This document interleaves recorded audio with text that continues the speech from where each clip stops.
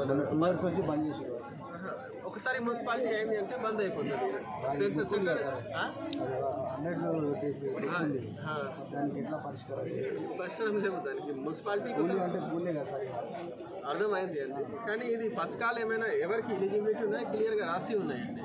So ఇది పల్లె ప్రాంతం కోసం ఉన్నాయి, పట్టణ ప్రాంతం కోసం ఇది లేవు. పల్లెలు అట్లనే ఉన్నాయి కదా సార్. మీకు అర్థమైంది అండి. తర్వాత కూడా మీరు మున్సిపాలిటీ ఒకసారి అయింది తర్వాత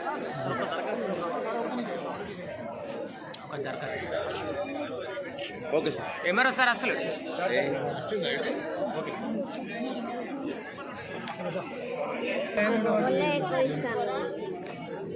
అందరూ తీసుకుంటున్నాం. సాయంత్రం రాకుండా ఏం బాధలేదు.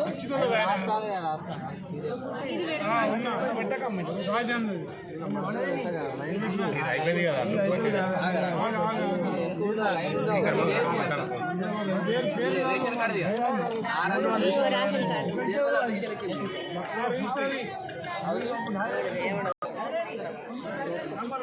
అమ్మ మీరు చేరకు కూర్చోండి, వాళ్ళ పేరు చెప్తారు కదా, పేరు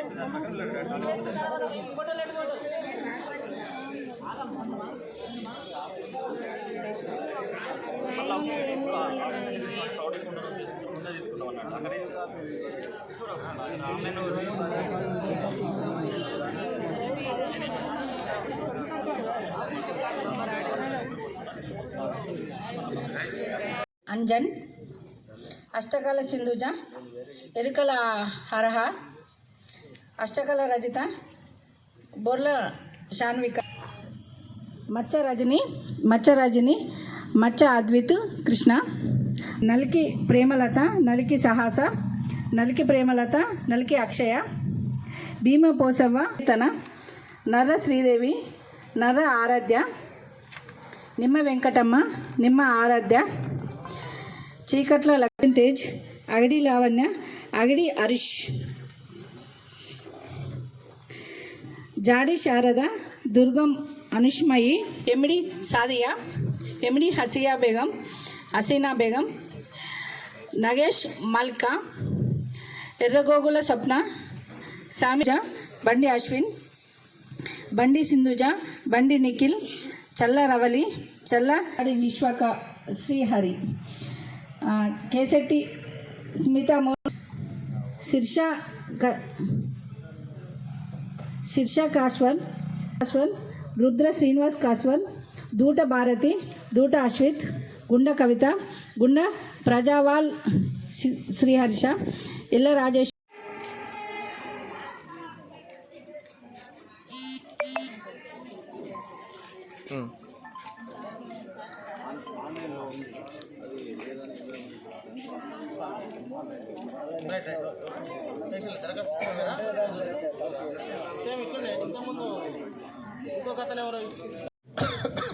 సాగు యోగ్య భూమికి రైతు భరోసా వస్తుంది. అంటే ఏమైనా నాన్ అగ్రికల్చర్ ల్యాండ్ అయిపోయింది, నాలా అయిపోయింది, లేఅవుట్ అయిపోయింది, అథరైజ్ అన్ఆథరైజ్ కమర్షియల్ యాక్టివిటీ జరుగుతున్నాయి, వాళ్ళకి రాకుండా మిగతా సాగు యోగ్య భూమి ఏమైనా మన దగ్గర డిజిటల్ సైన్ పుస్తకాలు ఉన్నాయి, వాళ్ళకి రైతు భరోసా వస్తుంది.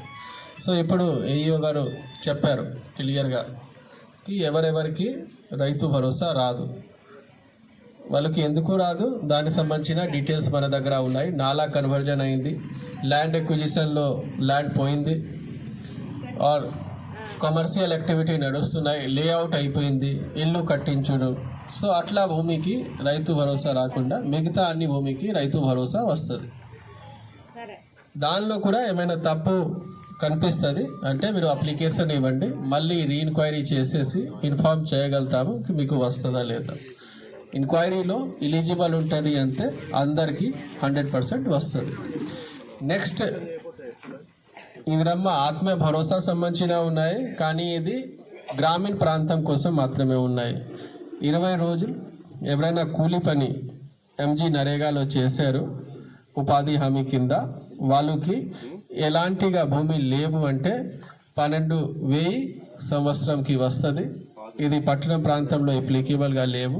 అగ్రికల్చర్ వర్కర్, ల్యాండ్లెస్ పువర్, పల్లె ప్రాంత వాళ్ళకి వస్తుంది. సో ఇక్కడ దానికి ఎవరికి ఎలిజిబిలిటీ లేవు. నెక్స్ట్ ఇందిరమ్మ ఇల్లు పథకాలు. ఇందిరమ్మ ఇల్లు పథకాల్లో 2 రకాల ఉంటుంది.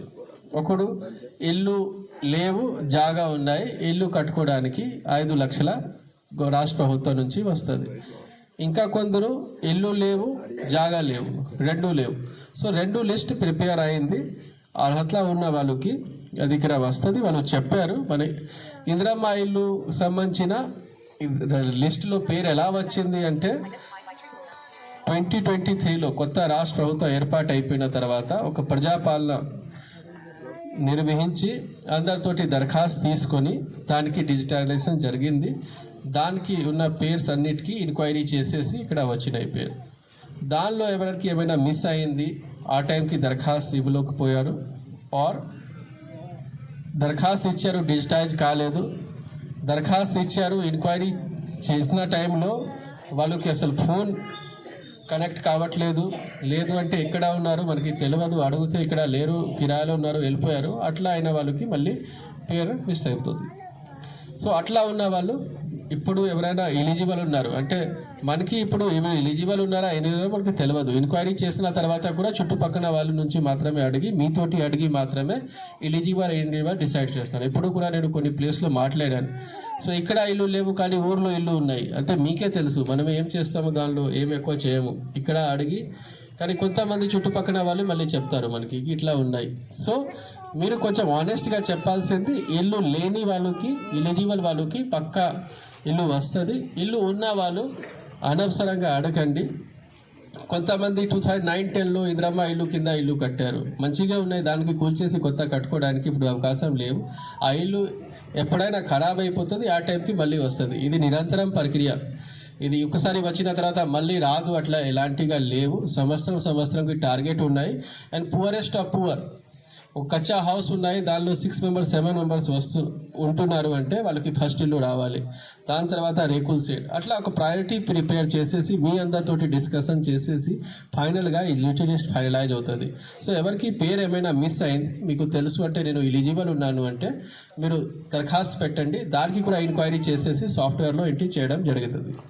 సేమ్గా రేషన్ కార్డు సంబంధించిన కూడా రేషన్ కార్డులో పట్టణం ప్రాంతంలో కుటుంబ ఆదాయం 2 లక్షల లోపు ఉంటుంది అంటే రేషన్ కార్డు వస్తుంది. ఈ 2 లక్షల లోపు ఉందా లేవా మీకే తెలుసు.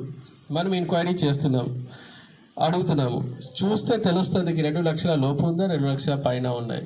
సో కాబట్టి మనకి కరెక్ట్గా ఇవ్వాలి. మీ అంచనా పరంగా మీరు ఎలిజిబుల్ ఉన్నారు అంటే మీరు అప్లై చేయండి. మీ అంచనా పరంగా మీరు ఇన్ఎలిజిబుల్ ఉన్నారు తర్వాత ఇన్సిస్ట్ చేయకండి. ఎందుకు పేదల ప్రజల కోసం గవర్నమెంట్కి ఏమైనా డబ్బు ఉన్నాయి దానికి వాడితే మంచిగా ఉంటుంది. ఎవరైనా ఎక్కువ ఆదాయం ఉన్నాయి వాళ్ళు అడగండి. ఇంకా ఒకటి, ఈ అడిషన్ మెంబర్స్కి ఆల్రెడీ మీ సేవలో అప్లై చేసి ఉన్నారు. నేను చెప్తున్నాను ఎక్కడ నుంచి లిస్ట్ వచ్చినాయి. కొన్ని లిస్ట్ మనకి ఈ సోషియో ఎకనామిక్ కాస్ట్ సర్వే జరిగింది, దాని నుంచి కూడా ఒక లిస్ట్ వచ్చినాయి. లాస్ట్ ఇయర్ ప్రజాపాలన టైంలో కూడా తెల్ల పేపర్ మీద అప్లికేషన్ ఇచ్చి ఉన్నారు. కానీ ఈ ప్లాట్స్ కానీ హౌస్ రేట్స్ కానీ ఏవైతే ఉన్నాయో వాటిని మాత్రం తొలగించడం జరిగింది. అందులో ఏమన్నా కొంచెం తప్పులు మా అధికారులు తప్పులు జరిగినా కానీ అది వ్యవసాయతో భూమి కాస్త వ్యవసాయమే అని మాకు చెప్పినా కానీ మీ దరఖాస్తు సాధించినా కానీ అందులో మేము మన పునః పరిశీలించి మేము ప్రజలకు రైతులకు అందుబాటులో ఉండి వాళ్ళ న్యాయం చేసి రైతు భరోసా అటు ఇప్పిస్తామనే వాగ్దానం చేస్తున్నాము. అలాగే ఇప్పుడు వ్యవసాయ అధికారులు అటు దీన్ని కోరుతున్నాం. రాష్ట్ర ప్రభుత్వం ఏదైతే పథకాలు చెప్పిందో సార్ వాటి ప్రజల సమక్షంలో తెలియజేశాం సార్.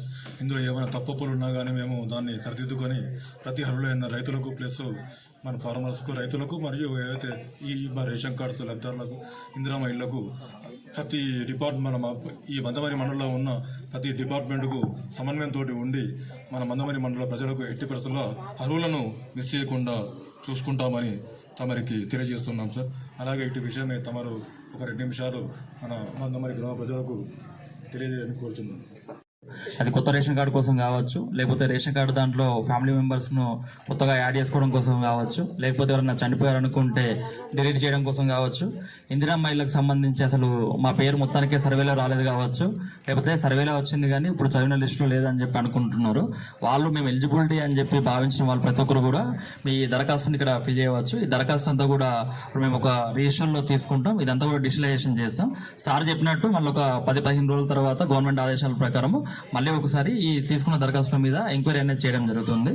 అలాగే ఇప్పుడు ఏవోసారి చదివినిపించిన వ్యవసాయేతర భూములు ఏదైతే ఉందో ఆ వ్యవసాయేతర భూముల మీద కూడా మీకు ఏమన్నా సార్ మాది వ్యవసాయేతర భూమి కాదు, మా అగ్రికల్చర్ భూమే అనుకోకుండా ఆ లిస్టులో వచ్చింది అనుకుంటే అది కూడా మీరు సంబంధించిన అప్లికేషన్ ఇక్కడ ఇవ్వచ్చు, కన్సర్న్ డిపార్ట్మెంట్కు పంపించడం జరుగుతుంది. కాబట్టి పబ్లిక్ అందరూ కూడా కొంచెం కోఆపరేట్ చేసి ప్రతి ఒక్కరి దరఖాస్తు కూడా తీసుకోవడం జరుగుతుంది. Thank you.